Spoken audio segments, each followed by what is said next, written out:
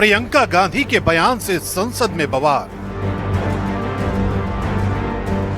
प्रहलाद जोशी पर बयान से छिड़ा घमासान।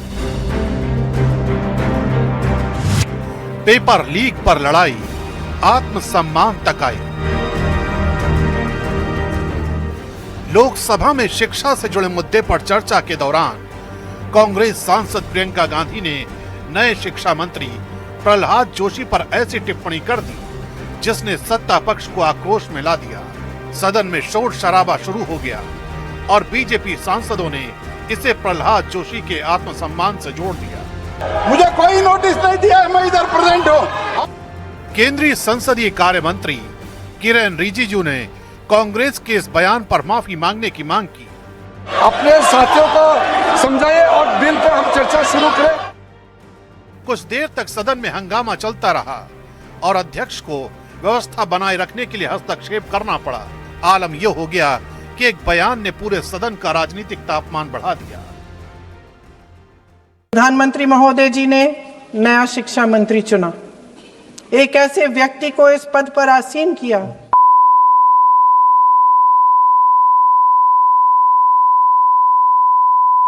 मैं माननीय सदस्य से आग्रह करूंगा कि बिना तथ्यों के हमें इस तरीके के सदन के पटल पर बात नहीं होनी चाहिए।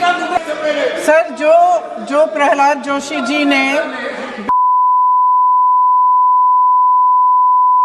उसका प्रमाण मैं आपको दे दूंगी, मैं भेज दूंगी। प्रियंका जी को ऑथेंटिक करना चाहिए, ऑथेंटिकेट करना चाहिए। और जो मिस इन्फॉर्मेशन कर रहे हैं, नहीं तो मिस इन्फॉर्मेशन के लिए कार्रवाई करना चाहिए। सर, ये क्या कुछ भी बोल के चल सकता है क्या? इसलिए मैं इसको खंडन करता हूं और उसको एक्सपेल करना चाहिए और उनको माफी मांगना चाहिए। प्रियंका गांधी का यह बयान संसदीय गरिमा के खिलाफ माना गया, जिसके बाद लोकसभा अध्यक्ष ने उसे सदन की कार्यवाही से हटाने का निर्देश दिया।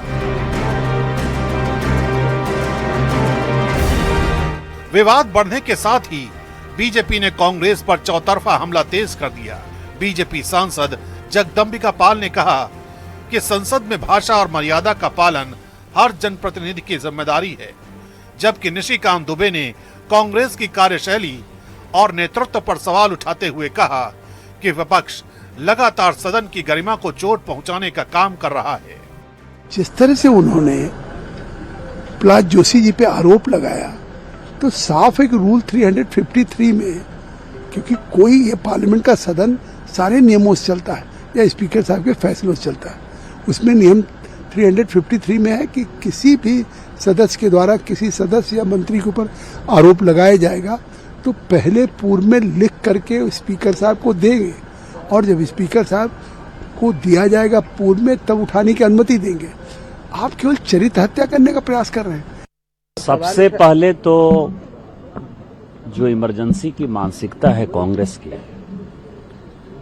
वो दिखाई दी और ये आप लोगों के लिए विचारणीय विषय है, हमारे लिए नहीं है, कि आप सभी को उन्होंने पालतू कहा। अब मीडिया को पालतू कह देना लोकतंत्र के चौथे स्तंभ के ऊपर इतना बड़ा प्रहार ये गांधी फैमिली ही कर सकती है। आपको पता है कि 1975 में जब इमरजेंसी लगाई तो एडिटोरियल क्या छपेगा ये भी वो तय करते थे।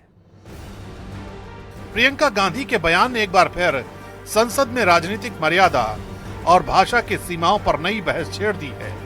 सत्ता पक्ष इस मुद्दे पर कांग्रेस से माफी की मांग कर रहा है, जबकि विपक्ष अपने रुख पर कायम दिखाई दे रहा है। ऐसे में सदन के भीतर शुरू हुआ यह विवाद अब राजनीतिक बयानबाजी का नया मुद्दा बन चुका है।